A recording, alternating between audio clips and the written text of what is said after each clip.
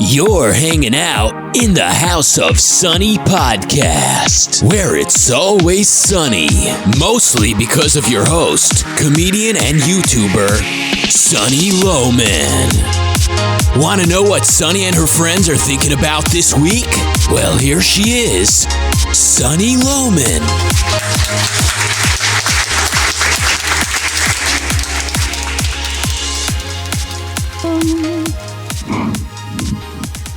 All right, here we go. Hey, everybody. Welcome to the House of Sunny podcast. It's so good to be back. We've been away for, like almost 6 weeks. I think 6 weeks. No, 5 weeks. About 3,000 deaths ago. Well, okay, I'm laughing. That's horrible. Yeah, I know. That's morbid. More like, more than 3,000. Yeah, it's been a while. Now. It has been a while. And I just want to say, I want to pat us on the back. We're going to act like the CDC and like Fauci right now. We're just going to come out in the first 5 minutes. We're going to say how awesome we are. Yep. In that late January, like January 25th, our show was like, go get toilet paper, go get extra food, stock up on medicines. This thing is coming for us. People are going to hoard. Get your shit out of the store now. And if you didn't listen to us, you got screwed. Ha ha, na boo boo. God, we're so valuable. That's right. You guys. We should do a Trump. I mean, this could have been the best show in the history of shows. You couldn't have done a better show. It was the best show. That's what Trump would say. That's right. I don't think anyone's ever done a better show. I don't think it's ever been so good. And I don't think anyone's ever predicted anything so well and so clearly in advance of everybody else. Well, that's what people are saying. I mean, people just say that. Yeah. You know?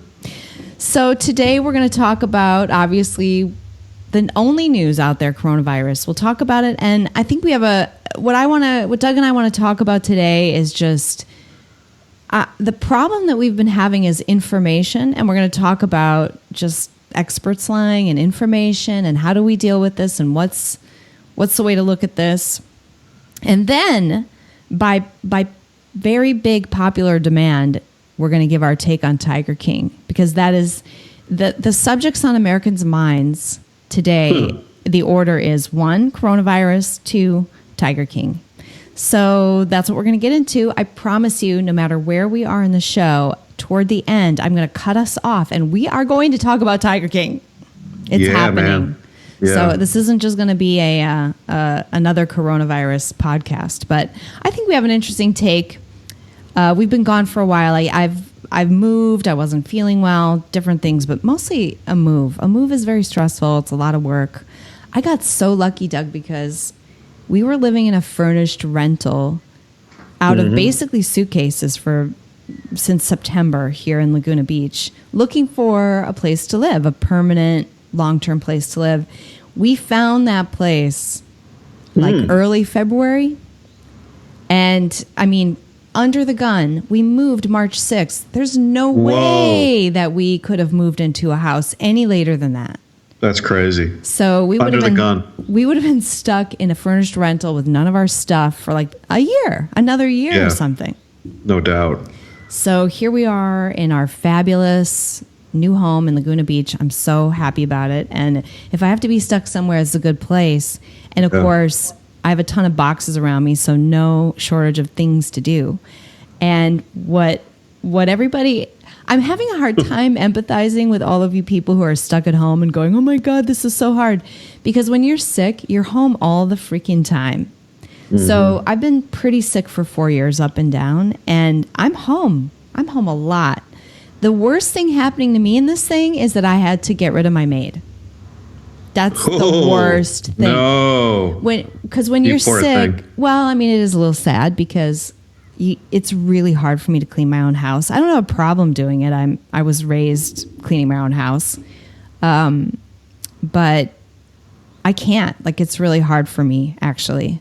I have to cut in with rich people's problems. We need a drop for that, don't we? You know, even like if I could accept charity, somebody coming in and clean my house, I couldn't do that because I can't risk it. And the other challenge for me is that when you have health issues, you tend to go to doctors and labs and things a lot. And I'm sort of cut off from that. So I'm a little nervous about keeping on top of my health. So that's Yeah. hard. And I did. Oh, anyone that's got a health problem right now is it's a little scary. worried. I mean, Yeah, the worst thing you want is to end up in the hospital or something like that with your problem. So you have to be really careful, not only not to get the coronavirus, but to stay out of the hospital with your own issue. Well, plus they're going to be like, what are you here for? I'm having a heart attack. Really? Just go over there. Go over to, we've got bigger things to deal with right now. Yeah. And, when I couldn't allow my maid in because I can't do that for my own safety, we talked about like my mom coming to stay to just kind of help out around the house. I mean, I'm literally too sick to like cook and clean and take care of my household. And I have a young child. So it is actually kind of a serious problem for me.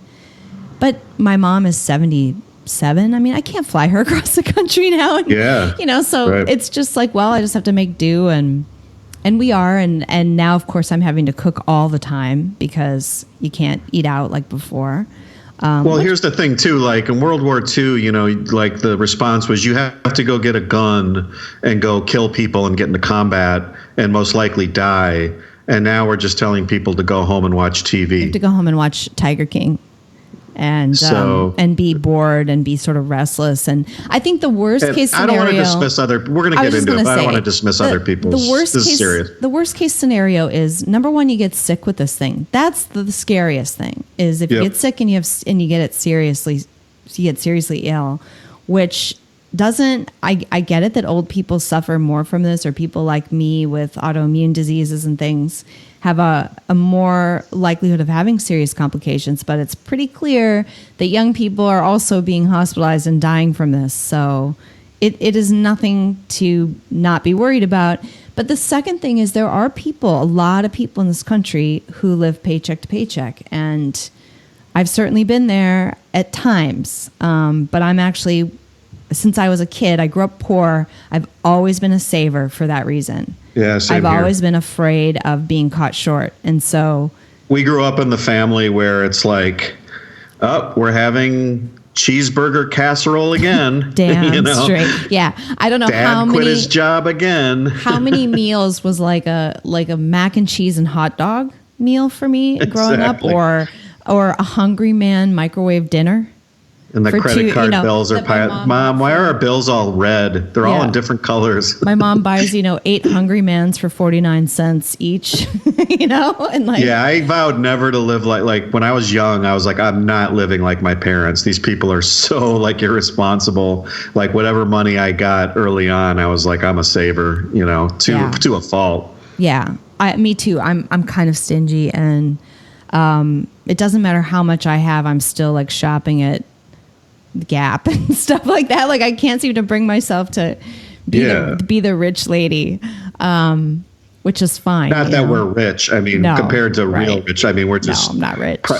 We can upper survive middle class, maybe. Yeah. And we definitely have savings, but yeah, my dad, when I was a kid, my mom was a very responsible person, but she was a single mother raising 2 little children, and she was a teacher. So she just didn't have a lot, and we just did what we could with what we had. And my dad's irresponsible with money. Sorry, Dad, but you are. And,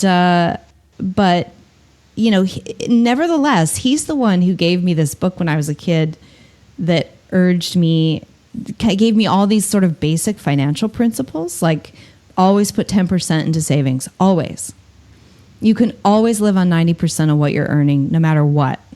And I've always done that, and it's always been true. You can always set aside 10%. I don't care what's going on. And if you say, no, I can't, it this and that, bullshit. The only time that I was unable to do it is when I got very, very sick. And then I just was plowing through my savings. This was back in 2012, and I had to sell things in order to pay bills and survive it, but I got through it. And anyway, yeah, man. So whatever. But I do feel bad for people who were caught short. I think that's very scary. But that's what communities are for, and family. And I think people just have to reach out and get comfortable with taking charity and taking help from other people. That's just what you have to do. So, and then just also find a way to live really cheaply. You're probably not living as cheaply as you could. And honestly, that's not so horrible. yes, we all love living in luxury and everything, but it's not so bad to live frugally. It's not a nightmare. You have each other, you know? You have each other. And you have your health. For someone who doesn't have their health, think about it that way. Like, you really have so much when you get up every day and you're not in pain and you have energy. Those two things are such a blessing. And I know you can't possibly fathom the opposite of that. It's so hard when you're healthy. Yeah, you don't until you're sick. You don't realize it. You don't realize what a gift that is. What a blessing. So think about that today. Maybe, you have energy. You're not even conscious of your body. I remember the day in my life, the years and years and years going through life, not even aware of my body, not thinking about it. When you're sick, you're aware of it every minute because it's torturing you. I mean, it literally is. And so you have to do things around that and try to distract yourself and avoid it as much as possible. That's how you live. It's horrible. So count your blessings, really. And I hate saying that. It feels really preachy, but I'm kind of getting tired of the whining because, like, my life honestly is so hard sometimes. And then people are like, I have to be home for 2 weeks. It's like, really? Yeah.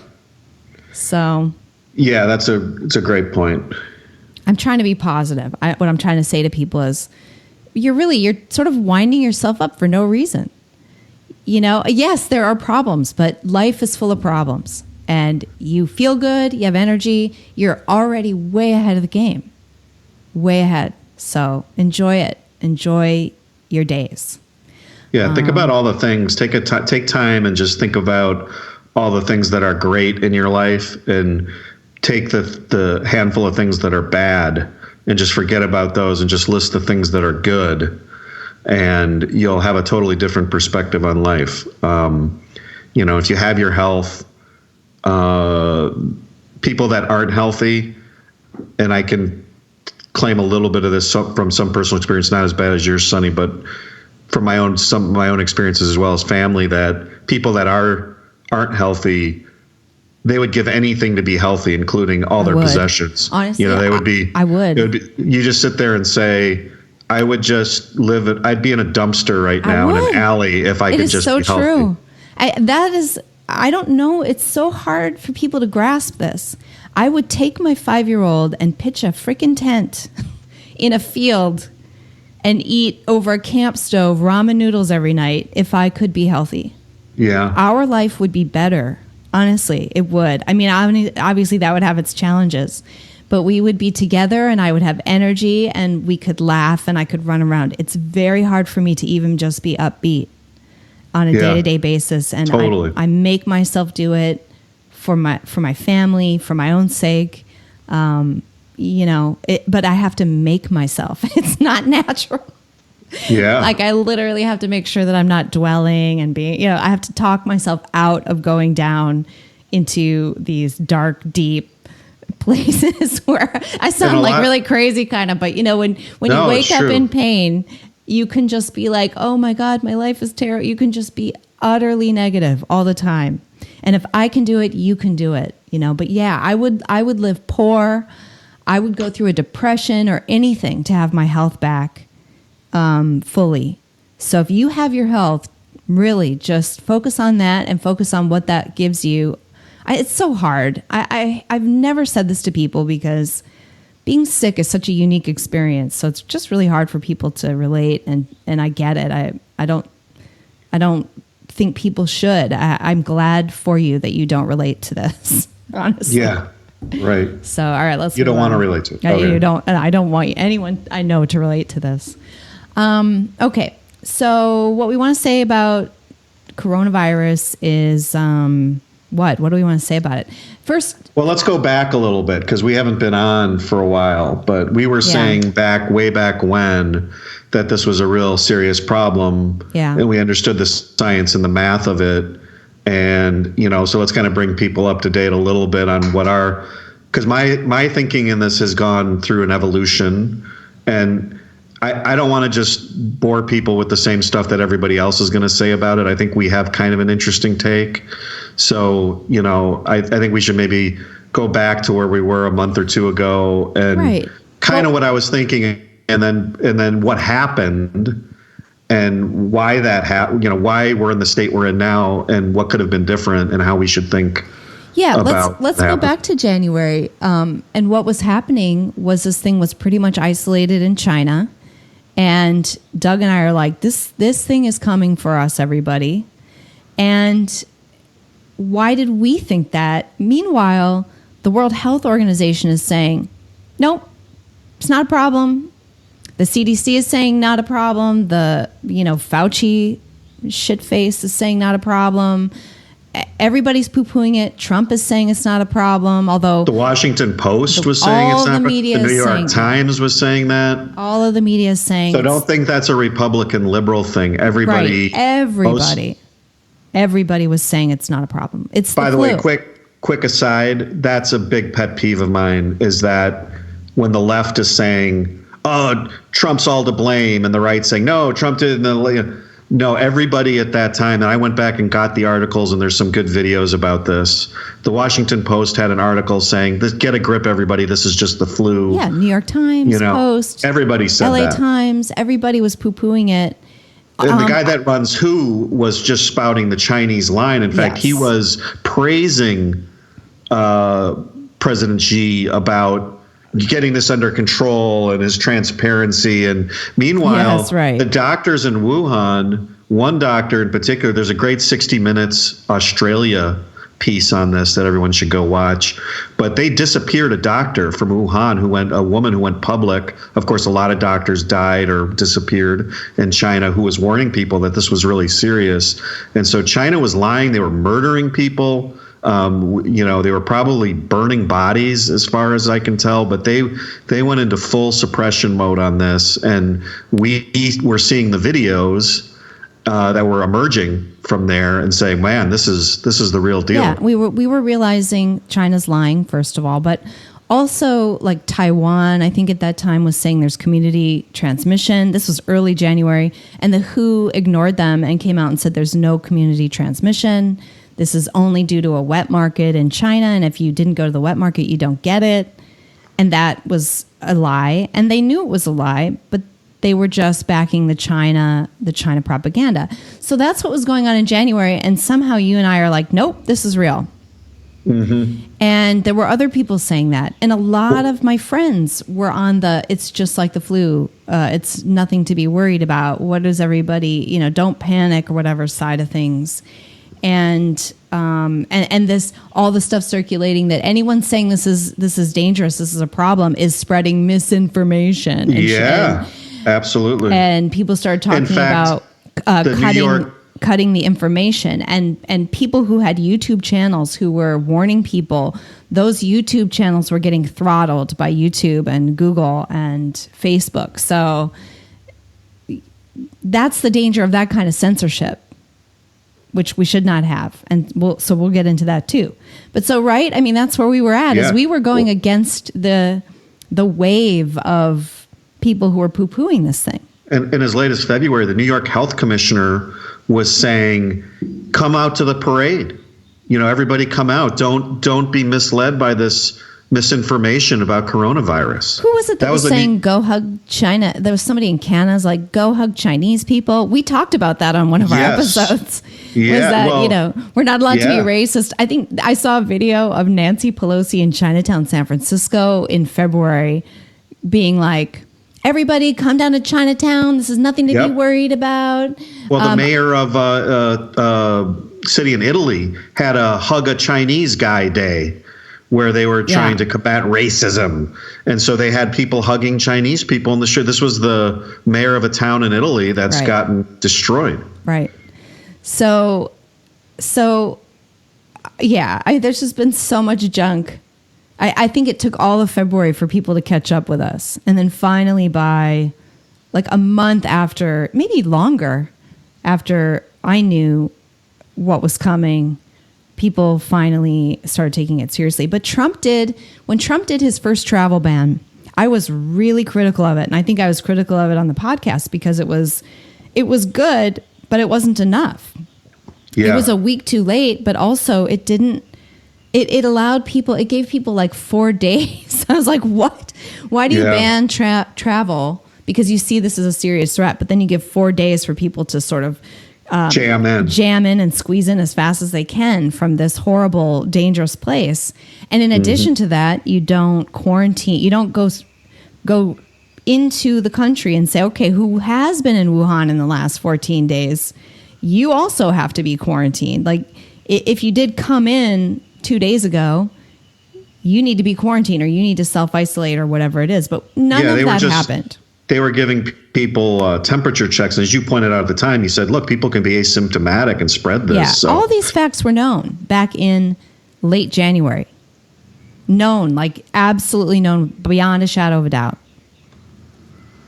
So what happened? Well, going back to that time as well, and, we now know, too, that the CDC, remember when this first started, there was concern about testing. And, this was testing, like you just said, in the airports. They were giving people temperature checks, which we knew fell short because people can be asymptomatic. You can take Tylenol, Yeah, right, exactly. You can take a bunch of In fact, one of my friends had to fly, and he said, I'm going to take a bunch of Tylenol before I get on the plane so I don't get stopped. So at the time, if you all recall, the CDC and the FDA were heavily restricting at a federal level and also at the state level. This happened in Washington state, where the state bureaucracies were telling private labs, no, you cannot test. They were quashing any private efforts to roll out testing kits because of the red tape and the various regulations that existed. And so the CDC was trying to orchestrate this, and they issued something like 160,000 faulty tests. So the first tests they came out with were bad. And so the first thing we needed back in January, February was the ability. We needed knowledge. We needed total transparency about what was going on in China, what was going on in Italy, because it's natural for people to put, in all fairness, it was natural for people at the time to say, oh, maybe this is just another like a SARS-2, an H1N1. So hey, let's not blow this out of proportion. And to be honest, if a politician had suggested in January shutting down society, I mean, people are opposed to that now. So they would have crucified Trump or any politician for trying to shut down society back in January. So I have total, I'm not an idiot. I mean, no one would have bought it at that point. But at the same time, if you're an expert, if you're a biologist, you're a CDC person, you're on the front lines of this, the first thing you need is knowledge. You need data. You need to be figuring out, where is this thing? Where is it going? Where are the hot spots? How many people have it? Can they be asymptomatic? All the various questions that we now know should have been asked. And we had a huge knowledge void as a result of government centralization of disease management or something like that. I don't know what else to call it, but there's some regulation that the CDC is in charge of all infectious disease testing or something. Yeah. And so we've nationalized and centralized disease testing. I've heard people say, "Oh, you can't test 300 million people for a disease." I'm like, "Why not?" Why? You can sell 1 billion hamburgers. There's a lab as someone who gets a blood test every month at least. There's a blood draw lab every 6 blocks in this country. Well, and in a few weeks, Abbott Labs came out with a 5-minute test. And I'm sure they'd be happy to mass produce that and sell it by the millions, Yeah. And so this gets kind of to our first take. And part of it comes from this piece that Jeffrey Tucker wrote from American Institute for Economic Research, which I thought was pretty good. I don't always agree with him, but it was called an epistemic crisis. And the basic idea here is, and we know this as being, free market type people, is that the key to social organization and economic planning is the free flow of knowledge. Everyone needs to know as much as possible, and the free flow of knowledge and information is what allows you to make the best possible decision. And when the government stands and impedes that flow of information in any way, whether it's as egregious as the Chinese communists, lying and killing their doctors for speaking out, or it's as bad as red tape from the FDA or the CDC and preventing tests from happening. Any kind of impediment to that flow of information is life and death, as we're seeing now. Yeah, I had a friend who posted when all this was going down and he could see the writing on the wall. I think he's an artist and he was involved in some festival, and he wrote the festival organizers and said, this was like early February. It was like probably to do with the Lunar New Year and everything. And he said, you guys need to cancel your event. This is going on. And he presented his case. And then they responded and said, no, we're going ahead. The CDC has said this is nothing to be concerned about yet. No, nothing going on in the community. Not a risk. And they went ahead with the festival. Oh God! But he saved that. He took a screenshot of that email and posted it today. So you can see how when the CDC says something and it's not true, how it then leads to people dying. I mean, then they hold a festival based on, the experts are saying this. You're just a crackpot. Well, you're hysterical. You're a conspiracy theorist. The CDC says it's nothing to worry about. We're going to go forward and have all these people massing together, Chinese people, for a Lunar New Year celebration. Well, and this is the central planning mindset as well, and we see this with federal regulation, where you have this official government organ like the CDC, who's supposedly, you can't, it's virtually impossible for any organization to try and get its head around the lattice work, of firms and people and organizations in a 300 and something million person country. And so really what you need is total decentralization, and you need local businesses and even states to be saying, what's the problem right here on the ground? Because the CDC as well is looking nationally. And you can't look at, and this is another thing we can get into a little later, but this idea of aggregate statistics, whether you're looking at economies or you're looking at disease, that can be a real form of disinformation too, because as we're seeing now, the hot spots are in these metro areas, like New York and New Jersey and New Orleans, and there's some places that don't seem to have a problem at all, and now they very well could, but for a central planning organization to just release an official edict like that there's no problem, there's nothing to worry about, or we've looked at the number of cases and then divided that by the 50 states, and on a per capita basis it's no big deal. Well, in New York it's a big deal. In Washington State it could have become was a very big deal.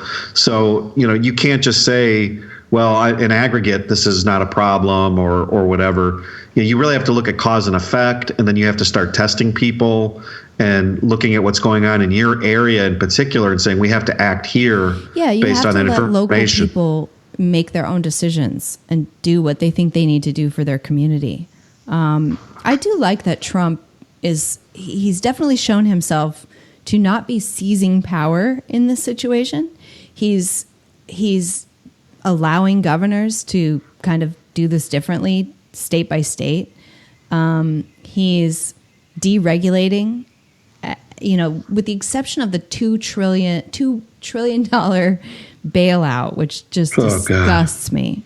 That's a whole nother show. Yeah, that is a whole nother show. But with the exception of that, I at first I was really pissed when he wasn't taking this seriously soon enough. It took him a long time to catch up and take this seriously. Yeah. But I can't really blame him because nobody else was either. So why do I hold him above other people, the average person? Yeah, the CDC, the WHO, no one was saying this. Advisors too, all of the deep swamp bureaucrat advisors were lying, or just totally incompetent. And if this has shown anything, I feel like this is an opportunity for those of us who love liberty to dismantle the CDC and the FDA. the failure and the level of people, the number of people who will die because of that failure, those failures of those two agencies, and also this Fauci prick. When I saw the first press conference, and honestly, I can't watch another because they came out, and this was like, I don't know what, late February. They came out and they spent 5 minutes just congratulating themselves on containment. Yeah. I mean, I'd love to go back and get that and play that because it was absurd. And we all knew they hadn't done jack shit. In fact, had destroyed anyone else's ability to do anything about containment. They had prevented it. They had not contained it. They had prevented containment with their regulations and their inaction and their lies. And then they come out and say what a great job they've done about containment. I could not freaking believe it. And that was what they did with the first 5 to 10 minutes of their press conference was tell everybody. It kind of reminded me of Trump with it's the best. We did the best job, you know. It was just 100% bullshit. And those were the people advising the president throughout all of January and February about this thing. CDC, you have one freaking job. You had one job. Deal with. They were studying like racism against obese people or something. Deal with a possible pandemic. You had one job. You didn't do it. And not only that, you were like the main obstacle to anyone else in this country doing that job. You're like worse than just not doing the job. You're the guy in the way.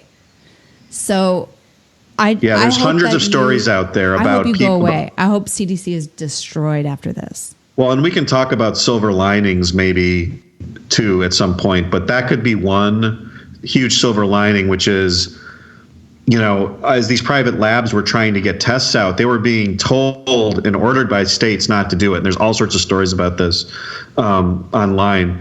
And, you know, so they had to end up quashing a lot of those regulations and just saying, yeah, go ahead. And now we see tests emerging, you know, where we've gone from, remember where it took a week to get a test back, and now you can get one in 5 or 15 minutes or something like that with this Abbott test.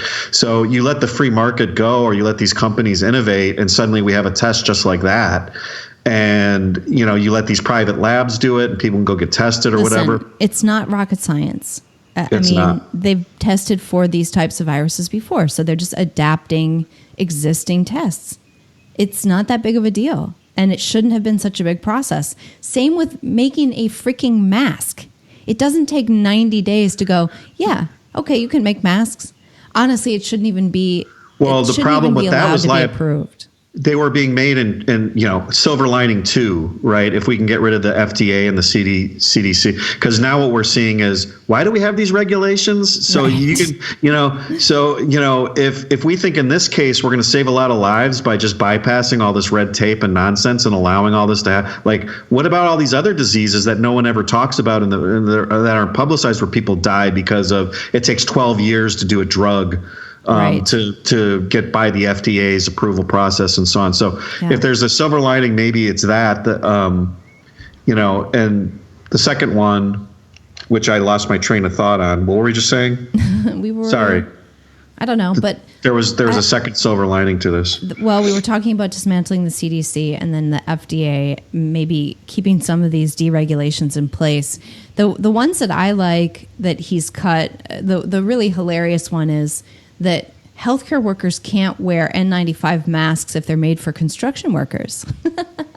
Oh, yeah. No. That's what I was going to say. That was my train of thought. Because they were making these in China. Why are they making the masks in China? Because there's huge liability if you make a mask in the United States that's hospital grade and not construction worker grade. And so 3M and some of these other companies weren't even making them here because of the liability. So they had to waive the liability for these companies, and they're like, oh, okay, well, we'll make a few 100 million masks. You know, of course we can make the stupid masks. Right. Anyone can make them. Right. You know, it's just, you know, if you make them and you sell them to a hospital and one person dies because a mask was faulty, you know, you lose your business. So guess what? We offshore it to China. There's no liability. No one can sue them. So now we've got 97% of our antibiotic production. We've got all of our pharmaceutical production going on in China. We've got our mask production, our glove production, you know, and that silver lining too was we have to reassess not just our trade relationship with China, but the causes of that trade relationship with China. Why is it that manufacturers and companies go to China? It's not just cheap labor. It's also liability because and it's the EPA and environmental regulation. Go ahead and try and set up a manufacturing plant in Ohio or Michigan or any kind of a plant. You can set up a plant in China in a day.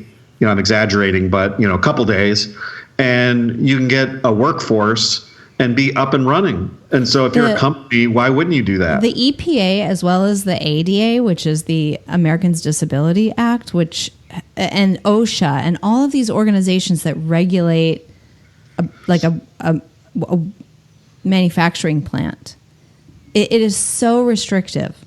Not just you might get sued if something happens to your product, but just getting started. You can't dig a hole in the ground without spending millions on an environmental impact study. Yep. And then you have to worry about, making sure that you have 20 bathrooms for 100 employees that are wide enough for a wheelchair when nobody could do the work in a wheelchair.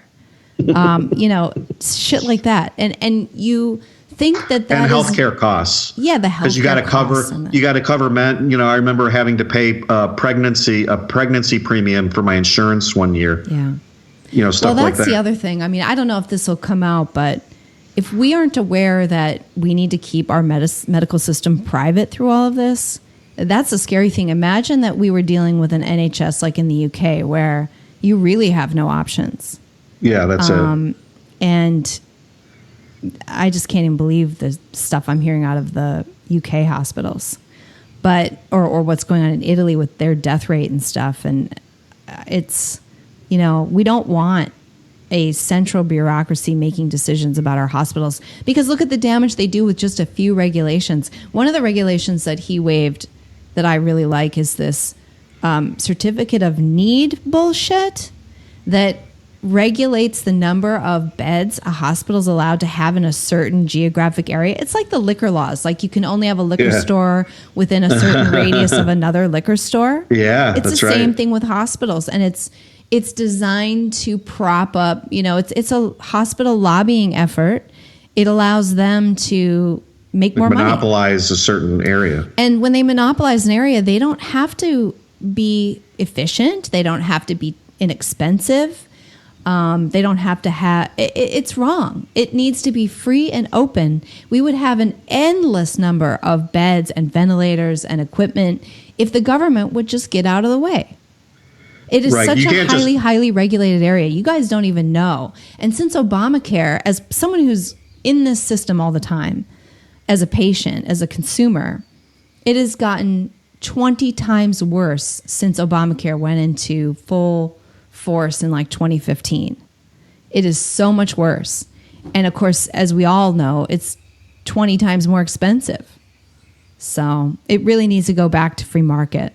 Well, that's, one of the frustrations I have is the knee-jerk reaction when you hear that, our gloves are made in China and all of our pharmaceuticals are made in China. You get, why are these greedy companies, why are they going to China, instead of manufacturing here? And you realize, well, really, this is a policy decision that was made by the United States. And if you're frustrated by it, we're all to blame for allowing, environmental regulations, egregious, OSHA regulations, the medical system and everything. Some of it is fascism, because you have companies lobbying the government for more regulations that serve them, which then hurt other companies. And it's just, and then you have people trying to find ways out, and they go to China. So some of it is. You can't just throw up a hospital here. You can't just throw up a manufacturing plant.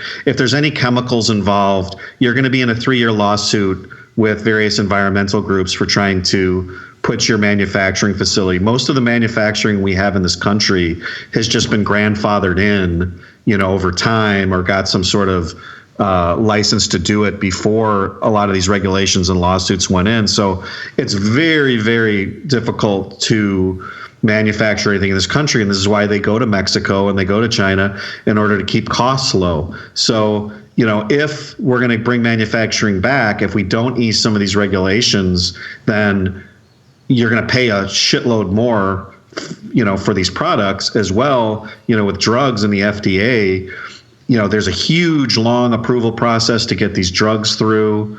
That compresses the patent protection that these companies have, so they have to charge more.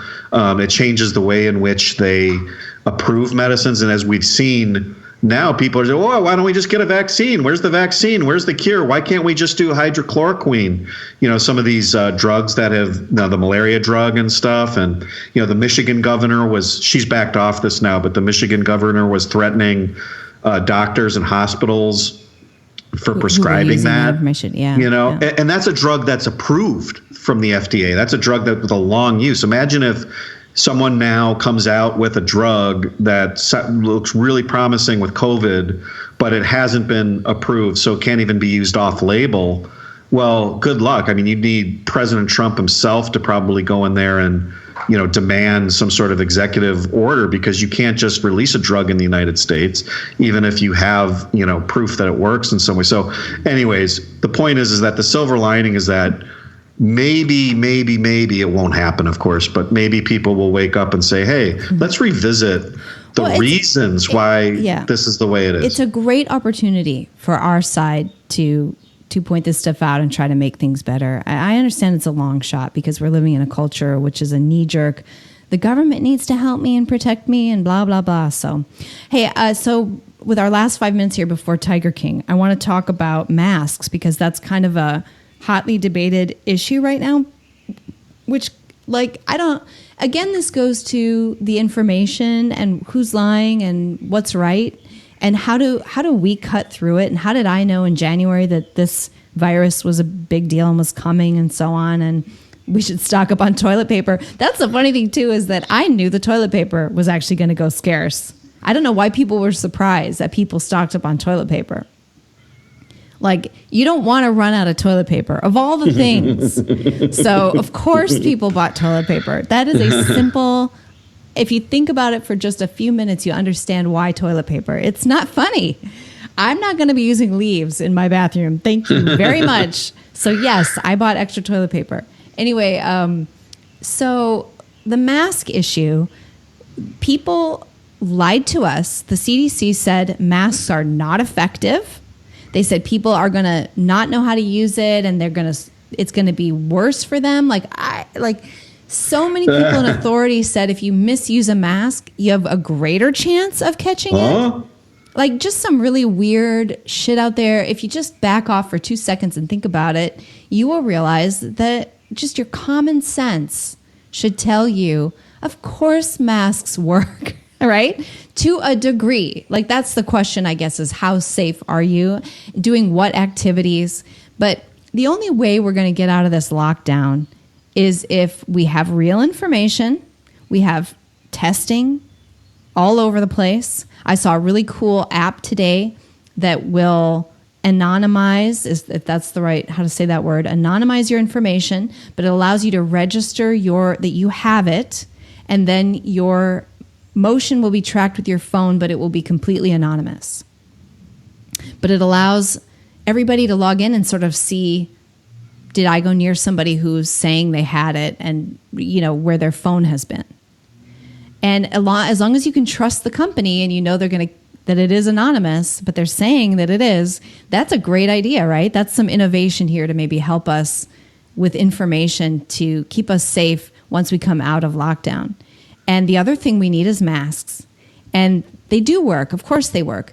Why would they exist if they didn't work? Why do surgeons wear them for decades? Like, for 100 years in surgical theaters, doctors have been wearing masks. Why? That seems stupid, right? They don't work. What if they miswear it? Nobody's saying that. I think they were saying that so that people didn't hoard them because they wanted them in the hospital. That's what they're admitting. Is that they lied to you rather than say, of course they work, but we need them in the hospitals. We have a shortage. Honestly, people are kind-hearted and generous. Yes, there are assholes, but there aren't that many, right? There are more people who are sewing masks at home right now for nurses than people who would hoard some in their garage, okay? So, I mean, I have my little stash, but I actually had, because I wear them generally around town. Calling the cops on you. I had a box of surgical masks. I already had that in my possession. I don't need more. And then we got some N95s back when I saw that it was, but I don't have that many. I have like enough to kind of make sure that me and my family are protected as we're going about our business. And we're reusing them. We're going to sterilize them in the oven as we need to, or we leave them for 9 days or whatever. So there are things you can do, and there's information out there. But of course they help. The N95s are the ones that stop you from getting it from the air or from other people. The surgical masks are the ones that stop you from giving it to other people. And with the asymptomatic spread being what it is, that is a critical component of coming out of lockdown, is that everybody out of the house has to wear a mask. Everybody has to wear a mask. And as they're saying in the Czech Republic, this is their slogan: you protect me, I protect you. Nobody knows who's got it, so we all just wear it. Yeah. And then if you're like me and you're at risk and you have serious health complications, you wear an N95 so that you don't get it from the air or there's just less risk that way. And I went online and I watched a video. How do I properly wear this and remove this and sterilize this? I know exactly what I'm doing. And that information would be helpful for the CDC to give us. But no, instead they say, it's BS, they don't work. And then a month later, they turn around and go, okay, well, we sort of lied because we needed them for our nurses. But that is a credibility issue. Now, how can we ever trust you? Exactly. Americans need to be trusted. We're good people. We're smart people. There are idiots and there are assholes in every population. But giving us lies and not giving us information is going to kill people. Yeah.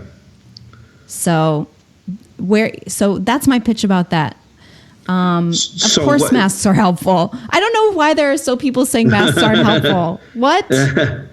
Well, so let's spend a minute, if you can, on this whole lockdown thing. We've been getting a lot of pushback. 1 minute, Doug, because we're already into our last 15 minutes. All right. The pushback, there's a lot of people now that are saying, we shouldn't even be locking people down now, that this is going to be doing more damage in the long run. And, we just got to let people go. My view is you probably should do a lockdown now, given where things are at, for a few weeks. And then at some point, though, this is not going away ever. This is always going to, until we have a vaccine, it's going to be with us. So my view is, in a few weeks to a month, we have to figure out how to adapt to this. And that is with masks. Just like you're saying, people are going to have to start wearing masks and testing. Yeah. So everyone needs to be tested, make these tests available, explain to people where to get them and how to get them, and get a mask. It should be like a home pregnancy test that at home we can just weekly check ourselves and our family. That's what it should be like. And then if we have granular information where there's big outbreaks, maybe you need more extreme measures in New York for a while. But in places where I live, where there's very few cases, hey, why are we, if everyone wears a mask and we're careful and we can, everyone's being tested, I think we can control it, and we got to get back to work here. So I'm very much for, I think this was a huge fuck up in the first place, and a big knowledge breach, which caused this and helped cause it. But at the same time, shit does happen. This is real. Right. And at this point, you probably got to lock things down for a while. But then we got to figure out and get these people spreading the word on how to get back to reality here and get people moving again. And this response of let's just shut everybody down for months and months. Oh, that's a government response. That's a government response. Like, just cover your ass. Everyone just sit home, do nothing, and we'll print money, which is, again, that's another show. But the economic response to this with these stimulus bills is a total disaster and a total boondoggle and should never happen. But I think you've said it clearly. This is real. It's happening. It's not going away. That's a reality to accept. They fucked up. So here we are. We're locked down. But we need to get out. And how do we get out? We get out with information. And we get out with certain basic protections and monitoring and maybe locking down in waves in different places as the thing spikes. That's how we do this. That's how we do Because the standard in a free society can't be zero risk. There's always going to be risk unless we lock ourselves in cages. And so, at some point, the risk has to be low enough. And of course, everyone's going to debate what that is. But, I'm more for hey, if you wear a mask and if you're not at risk, go out and work and do stuff. But at the same time, at this point, given the fact that this can explode and kill millions of people, this is not just like the flu. This will kill millions of people.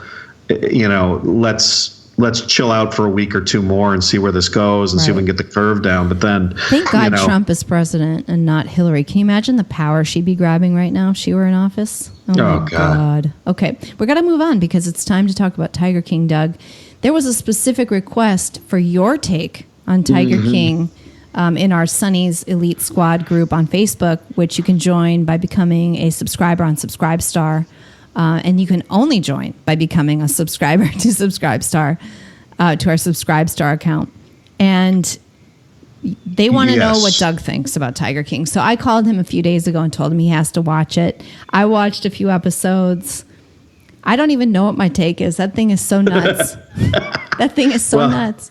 Well, first of all, I knew about Tiger King years ago because we have a friend in Oklahoma who was sending us videos and saying, "Oh my God!" You were watching Joe Exotic YouTube videos.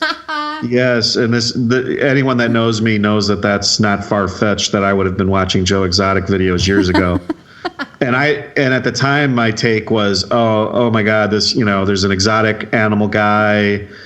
He's got sort of largely unattractive women in these corny country videos that are just awful, and it's ironically funny and blah, blah, blah. And so it was like, well, that's what you expect. I mean, anyone who's been in sort of the middle of America or the South or anywhere probably outside like big cities knows that this is kind of what America is. Like, America is not what you see on television. America is more Joe Exotic than you want to admit. It is. And you can also take heart that even this is what's kind of amazing. This guy's obviously sort of mentally deranged, right? I mean, he is a freaking weirdo and not really a good person and kind of dumb and like obviously emotional and flies off. He does stupid things that hurt himself when he's upset. And yet, he can live with 150 tigers and not get eaten. Yes. Like, he's actually able to survive that because he's wily enough to do that. So, even that guy has the brains to... And his people, with the exception of the girl, got her arm chewed off. Correct. He's got all these sort of dregs of society working with him. People who just came out of prison. He finds his next employee because it's someone who's crying at the 7-Eleven, has nowhere to go. Yeah, they drop people off at a bus stop in town, and then he goes and gives them cash, and then tells them, "I got a place for you to work." So, anyways, so I kind of knew about this guy, but then I heard things had escalated, and then I heard about the show, and so I started watching the show to kind of get the inside scoop on it, and we'll have to finish it probably next week because I'm only halfway through the series, although I know how it ends. I'm only halfway through too. But I'm halfway through, and so I think there's a few fascinating elements here. Like, first of all, your first reaction when you watch Tiger King is your jaw will drop, and you're 1 minute in. Get ready, because your jaw is going to drop about 17 different times in the first 1 or 2 episodes. And then at some point, like a lot of crazy comedies or shows, even though this is real life, you kind of get used to the craziness, and then you start to realize there's a great story and there's a real plot going on here that's sort of fascinating. So this guy, we start with Joe Exotic, who at first just appears to be this nutty eccentric, dude, right. He's what do they call him? A gun-toting gay cowboy, exotic tiger fanatic. So, the first thing you see is, okay, we all know crazy exotic. You may not know, but having lived in smaller towns, there's always an exotic animal guy.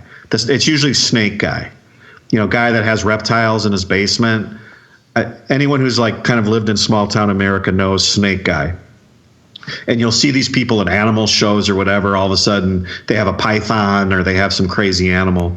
And you see these makeshift zoos around the country and you're like, this is a little sketchy, but okay, the guy's got a camel and he's got an alligator and something, like, huh? You're always. You and I have both lived in Florida. There are so many Joe Exotics in Florida. and you wonder why there's like that meme Florida man. Yeah, man. It's because the whole state is full of Joe Exotics and people like that. There's some attraction that some of these people have to the exotic. And you start to see this. You start to see how the addiction works, through the show. So then, okay, so this guy is like got a mullet. He's got a sidearm. He's got a thick accent, and you're like, oh, this is sort of a cowboy exotic animal guy. It turns out he's gay. So then your jaw drops again, because then there's these like one-toothed, tatted up, like tough looking guys that are gay. Yeah. And that's a jaw dropper. Like, and then he marries two of them. He marries two of them. And you think this show is just about, hey, look at this guy, look how weird he is, that's not what the show is about. That's only like the first part of the first episode, man. That's the first few pages of a novel where they're just giving you the characterization. So your jaw drops like, wait, this is going on, and then your jaw drops again, like when you realize that he's gay, and they kind of just throw that in at you. And then you start to see the dregs of society angle, and you're like, well, this is kind of an interesting human interest story. Well, then things escalate off the fucking charts, because he's got some friend, I call them allies in other parts of the country. One guy is a self-declared Bhagavan, and I think Myrtle Beach, who's an exotic tiger guy, who's basically running a cult. Yeah. A cult where he's got 3 or 4 wives, also multiple wives. And then you find out he has an arch nemesis who's also a tiger cult leader of a different sort, more of an activist cult leader. Claims she's an activist. Well, claims she's an activist, but she draws people in with this idea of activism. I'm an activist and I'm an animal rights and these other Joe Exotic and Bhagavan. And she has these. They're abusive, and we're into rescue. Right, they're a big cat rescue, but they're not. And then she's got all these people working for her for free. And she doesn't even know their names, she admits, She's accusing him of running a labor camp. Right. Meanwhile, she's got all these volunteers. Then it turns out, what happened to her husband? He's disappeared. No one's ever heard from him again. Yep. One day, wonder what happened to him. He presented her with divorce papers, which would have kicked her off the land and left her penniless. And he disappears, never to be seen again. Yeah, no body. With how many tigers around? So interesting show, everybody. I don't even know what to say about it. Then it escalates again, and we can maybe talk about that in the next episode. But it escalates even more from there.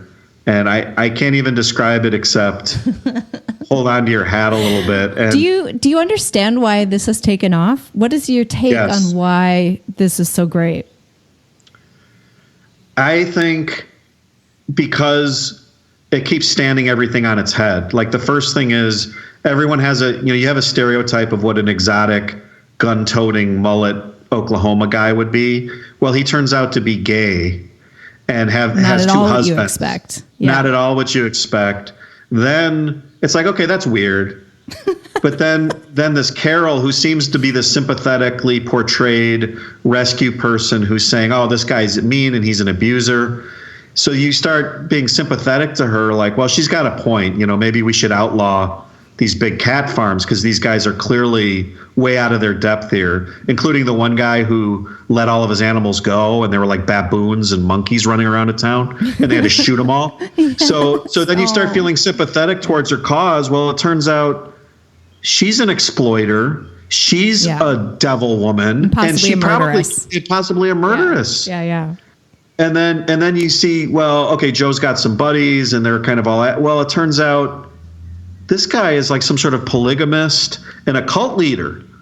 So there's all these crazy characters that are coming at you, and the story keeps escalating, and it's just it's awesome because you could never write this. Right. Never write this. No one would ever believe it. No, you could. It would be, oh, that is so over the top. Forget it. not real. No, he can't do. Maybe no, he doesn't. Quentin Tarantino could write this. Like, no, I don't think so. I don't think anyone could write this, and maybe no one could write it. So, what else are you watching in this lockdown? Oh my gosh! Well, Ozark, the third season of Ozark started with Jason Bateman and Laura Linney, and it's a fairly dark. Jason Bateman who's awesome, He's right? a really talented Hilarious, guy. great actor. Well, he plays it's still Jason Bateman, but it's a very dark series. It's pretty, but it's brilliant. I think it's brilliantly written, and the way the plot is developing is pretty fascinating. So if you're a little bit okay with a little darkness, a little Breaking Bad style darkness. That's what it reminded me of. I watched like the first 2 episodes and I thought this is just another Breaking Bad. And for me, it is too dark, to be honest. I don't like when I can't grab hold of just even one character to like. I can't do it. I just can't.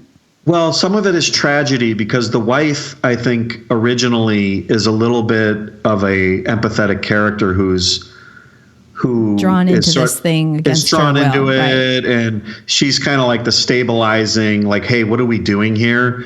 And now in this last season, things are changing where she's slowly gone through this transformation, and he's the one who's pulling back, saying we can't escalate this any further, and she's the one who's kind of pushing the envelope, wanting to take this to a new level. Yeah. And so I think what it does is, what's interesting in a tragic way is it shows what happens when you allow yourself kind of one instance of, I wouldn't just say immorality, just criminality. You kind of lie to yourself a little bit, or you say, hey, we just got to do this one. And because this is the whole episode, the whole series, they're just going to do one more thing. They just got to do one more favor for this cartel, and they'll be out, or they'll escape. And we just got to do one. Okay, well, let's do this, and then it'll all be over. And they keep getting bigger and bigger and bigger, and the stakes keep rising further, and everyone keeps getting drawn in, and people get killed, and they're having to sort of compartmentalize. And anyways, it's very interesting. If you're into a little bit of tragedy and a little bit of darkness, I think it's a fascinating series. And just like Breaking Bad, which was a geniusly written show. But yeah, for me, it leaves too dark a taste in my mouth that I just can't deal with it. Two more shows, 2 or 3 more shows I'll give you real quick. I started watching Devs. Have you heard? It's kind of science fiction-y, but it's like a mystery. No, what is that? DEVS, Developers. It's like a Silicon Valley mystery where this guy has this super science. I don't want to give it away, but he has like a super science fiction. He's kind of a Silicon Valley guru. Where are you streaming? Kind of eccentric. This is on FX. Okay. So far, really, really good, really deep, kind of fascinating, beautifully filmed, I will say too. But I don't know where it goes, so I can't totally speak to it. Guilty pleasure. I started watching White Collar. I don't know which is another one shows. of my USA in the vein of Suits. It's a very light kind of con man working with the FBI, kind of a romantic character, a little campy but still good. So White Collar. Did you ever see Thomas Crown Affair? Yes. If you like Thomas Crown Affair and sort of the concept of the romantic thief type idea. Okay, yeah, I love that. With the beautiful woman. What's the name of the show? White Collar. White Collar, and that's on USA. USA. How do you Guilty watch pleasure, that? Do you very stream light, very that, fun. Or do you watch that? Sure, it's on Hulu. It's on Prime. Okay, I have Hulu. I think there was there were probably 6 or 7 seasons of it. I don't know what I've been doing. I guess I watched a bunch of Endeavor, which is like a Morse, Inspector Morse. One of my favorite shows of all time. PBS show. Best show ever. Yeah, I'm still in beginning of season 5 or something like that. So I'm not done with it, but I enjoyed that. I really was binging that at the beginning of this lockdown. I didn't know you were watching Endeavor. I love that. That's probably my favorite show of all time. It is such a good show. The only thing, the characters are great. The only thing that bothers me is It's so hilarious when a period show, and this thing takes place in the 60s, which is an interesting time, and it tries to bring that in. But the problem is that it brings it in a modern way. So like when they're talking about race, it's with this modern language.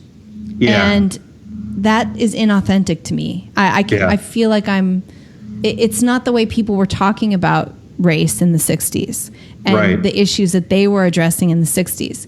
So all shows do that now. And then there are feminism issues and things like that just are too modern for me, and it drives me nuts because I hate woke culture. And so that's what's infected. Pretty little of that, though. I don't think there's a ton of that. Yeah, in that there's show. not a ton. And at heart, there's always just a really interesting crime and mystery. And Morse is such a genius. And so there's that. Great show. And then from there, I needed a break from that. And I was watching, I think it's called Mrs. Fisher on Amazon, which is another detective show. It takes place in the sort of roaring 20s. And she's a Melbourne woman who had married and moved to London, was widowed and wealthy, and moved back to Melbourne because she has the man who murdered her sister is getting out of jail, and so she kind of wants to be there and try to prevent him from, I don't know, living, or I'm not sure what yet, but she is such a vivacious, terrific personality, and you can't help but love her. And then she has that effect on everyone around her. She drives everyone crazy, and they love her because she just does her own thing. She's bold. She doesn't care. She wants to be a lady detective. She's going to do it, and she just starts doing it. And then so the local inspector, she drives him crazy because she's always interfering with his investigations. And one time he arrests her, and then while they're taking her mugshot photos, she's posing and making all these funny faces. And then you see later on in the day, he's looking through these photos and he smiles because he can't help it. You cannot help but love this woman. So Miss Fisher, it's called? Miss Fisher, I think it's called on Amazon. What's it on? Amazon. So that's been great. And then I needed something different. And so I went and started watching Sanditon, which is the Jane Austen. So when Jane Austen died, she had started another novel called Sanditon, and she got through 5 chapters or something, and it was left unfinished, obviously. So some people decided to finish it and then put it on a BBC show, which is now on PBS, and I'm streaming it on Amazon. But it is so un-Austen-like. I mean, it's almost sad because they've used her and they have this setup and they have these characters and everything's very Austen-like, but then they do these crazy, you couldn't be less like an Austen novel. So I'll just give you a couple quick examples, and that'll be the end of the show. But Austen's a pretty wholesome. I mean, she was writing in the 1700s. She's not writing smut, right? This thing gets smutty so fast, you just can't even believe it. And basically, Jane Austen wrote through chapter 5, and I know, I looked it up, and I know exactly where her writing stops and their writing begins. And turns into like a porno. It does. It literally does. It stops in the moment when the main character is taking a walk in the woods and comes upon 2 other characters, one giving the other a hand job. Oh. And what you see in the movie is her hand moving up really vigorously, up and down, up and down, and up. And then so they see that they're caught doing this. And of course, the main character doesn't even really understand what is happening. And she's sort of belittled by the other character for not understanding. And then later you learn that another 2 main characters, who are brother and sister, are having a casual sexual romance in their mansion where they live with each other. And that's not Jane Austen-like, I'll take it. Oh, not even close. Right? Turns into incest and hand jobs in the woods. That's where this show went. And I mean, it's so absurd. There's so much just I don't even know how this got through BBC, authorities. This is where they went with it, but that's where they went with it. Well, yeah, let's state the obvious. You're still watching it? I was, despite all of that, I was still kind of enjoying it. This is like me in Suits. Until recently, and I just recently was like...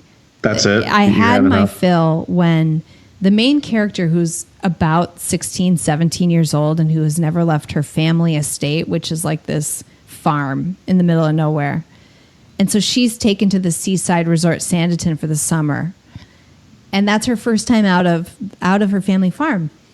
But she's a woman back in that era, and there are just things you don't do, you know? Yeah. And, of course, she breaks all the rules.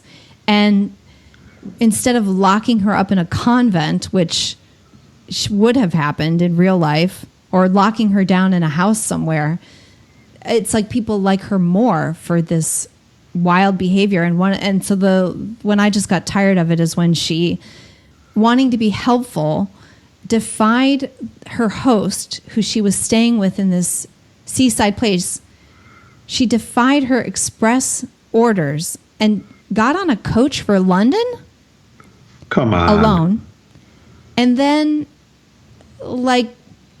arrives in London and within 10 minutes is attacked by a knife-wielding man in an alley and rescued by another main character who then says, "What are you doing here?"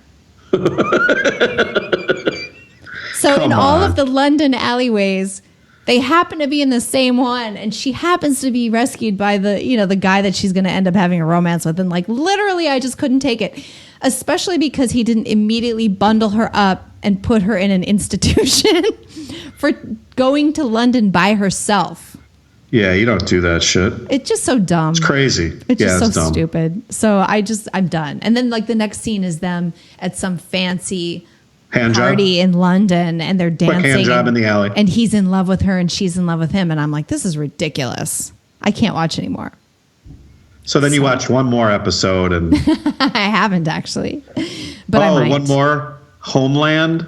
I know a lot of people probably gave up on that show, but I love Homeland with Claire Danes. And where do you stream that? That's on Showtime. Okay. That was a famous show years ago. They had a couple just brilliant first seasons, and I actually like the last few seasons. Yeah.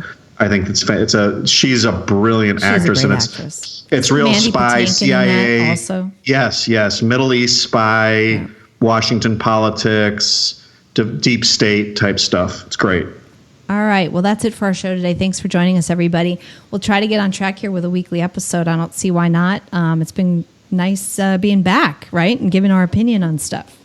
Oh, yeah. And, I can't infect you through this mic, so. Right. We were already isolating. We're doing our patriotic duty. The funny thing is, Doug, is your life and my life. So you're at home and then you work in an office where you don't really see anybody. Right. Exactly. And I live at home and I work at home, and so we're cognitively biased to be like, this is no big deal. No big deal. What's wrong with all these people? Fucking freaking out. We're like, come on, this is fun. My life hasn't really changed much. Sorry, folks. All right. See you next week, everybody. There is a house called the House of Sunny.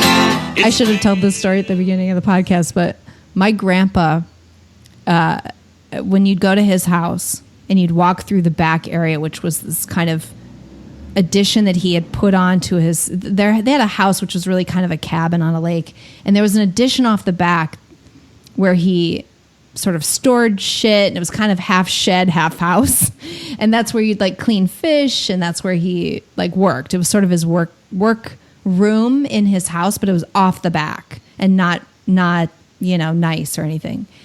And in the rafters of that room was rolls of toilet paper.